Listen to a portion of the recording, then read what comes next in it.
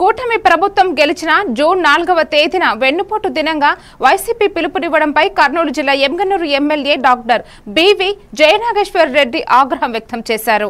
అసలు వెన్నుపోటుకు గొడ్డలి వేటుకు పేటెంట్ జగన్ రెడ్డిదేనని విమర్శించారు. స్కామ్ల నుంచి ప్రజల దృష్టి మళ్లించడానికి జగన్ ముఠా ధర్నాల డ్రామా ఆడుతోందని ఎమ్మెల్యే ఆరోపించారు.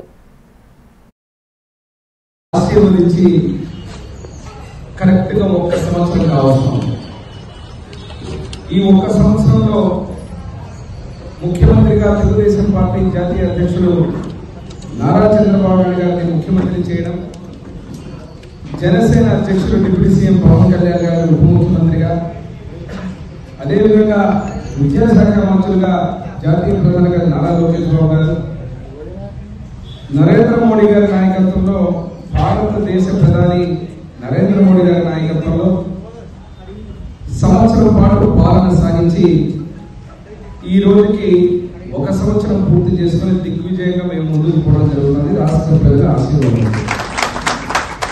మరి ఆశ్చర్యకరం ఏమంటే, గత పాలకులు ఎవరైతే ఉన్నారో 5 సంవత్సరాలు విధ్వంసం చేసి రాష్ట్రాన్ని, ఆ విధ్వంసంలో కూడా మీరు ఒకసారి చూస్తే సామాన్యమైన ప్రజలు, బడుగు బలహీన వర్గాలు, ఎస్సీ ఎస్టీ మైనారిటీలందరూ కూడా విపరీతమైనటువంటి ద్రోహం చేస్తూ, రాష్ట్రంలో ఉన్నటువంటి అన్ని వ్యవస్థలను నిర్వీర్యం చేస్తూ, సర్వనాశనం చేసిన తర్వాత ఎన్నికలకు ప్రజాక్షేత్రంలో నేను సిద్ధమని చెప్తూ ఆ రోజు సభలు పెట్టి రాష్ట్ర ప్రజల దగ్గరికి ఎన్నికలకు పోయిన రోజున మీరు ఒకసారి గమనిస్తే 151 సీట్లు ఉన్నటువంటి ఆ పార్టీకి కేవలం రాష్ట్ర ప్రజలు ఇచ్చినటువంటి తీర్పు 11 సీట్లు.